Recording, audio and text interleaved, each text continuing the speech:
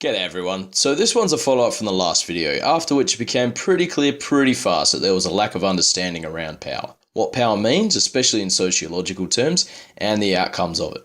Basically, some commenters felt that the link between the stats for groups like minorities and power wasn't well established.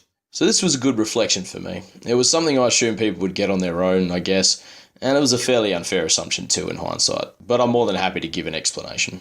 As with lots of sociology topics, there's heaps of material out there, not all of it readily accessible, by which I mean it can be ponderous and boring as hell. Doesn't mean it's not worth it to do more reading if you're at all interested, but I do understand a desire for a more straightforward and digestible explanation. That's what I'm trying to deliver here. Power, in the case of topics like race, gender, etc., often, and I think most helpfully, boils down to institutional power, which in this case really means the ability of said institutions and the individuals within them to make decisions about the lives of others. In brief, you have a body, for example a government department, which decides, okay, you can't do something like, I don't know, wear your pants low. And that is then a dictate that is carried out through some means, in this case by law enforcement. Doesn't need to just be law enforcement though. This concept includes things like funding decisions, like how much money we will allocate to mental health for regional areas, or even just things like consultation, i.e. are we going to work with a group of people to understand their needs or not? Now these are all somewhat non-specific examples of an institution making a decision on behalf of others, but I'm sure we can accept that these things happen, and therefore we can accept that power dynamics between institutions and the people about whom decisions are made do exist. Now of course power dynamics have always been around, and I think probably will be, and of course this power isn't always a bad thing. Enforcing speeding laws has been shown to decrease road deaths. I'm sure we could all agree that this is a good thing. Again, loads more examples, I'm sure anyone can imagine plenty. But problems can and do arise when this power is used to make decisions that result in worse outcomes for people, and especially so when these outcomes disproportionately affect some groups more than others. I've said it before, but I'm sure I'll need to say it again anyway. It's important to remember that these actions can still be discriminatory and result in bad outcomes, and therefore be problematic regardless of intent. These decisions don't even need to be conscious. The reality of the outcome is what's most important, both definitively and in terms of determining if something matters enough to warrant our attention. Let's return to the examples from the previous video to explore this further. The issue of drug arrest being disproportionately applied to black Americans compared to white counterparts despite similar rates of use. Putting aside instances of conscious racial profiling for the sake of argument, even if these arrest stats are simply a matter of, say, unconscious bias, there is still a body exercising power. In this case, the body is the state, and the power in question is the power of arrest. In this case, the power of arrest is being unevenly applied and to the detriment of a minority. Pretty clear then, I'd suggest. In the case of Australian Indigenous life expectancy, well, I would first like to highlight the absoluteness of the power imbalance in this case, for anyone who still doubts that power dynamics exists. I'll do this with the example of the intervention. For those who don't know, this was the sudden ordering of welfare, land rights and law enforcement changes, along with a logistical military presence in some Indigenous communities by a previous government. This demonstrates the story well. Whether this episode was for good or ill would require a whole other video, but it still tells a story. This was undoubtedly imposed upon people. To be specific to life expectancy though, the report I cited last time in turn cites the main cause of the life expectancy gap to be chronic disease. Now it is absolutely true that treating chronic disease in such communities can be very difficult for many reasons. Absolutely, it costs more to treat chronic disease in the case of remote communities, for example, and much of this chronic disease is the result of things like poor diet, substance abuse, etc.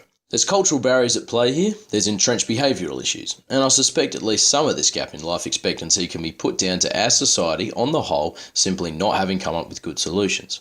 However, the best methods of addressing many of these factors are within the purview of the state.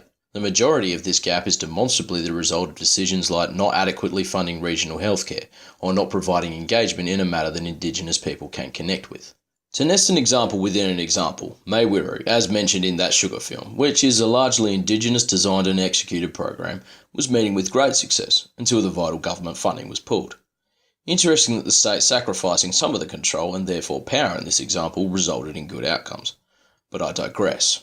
On many measures, the needs of Indigenous people simply are not being met, and the institutions with the power to effect change are making decisions that disproportionately negatively affect those people.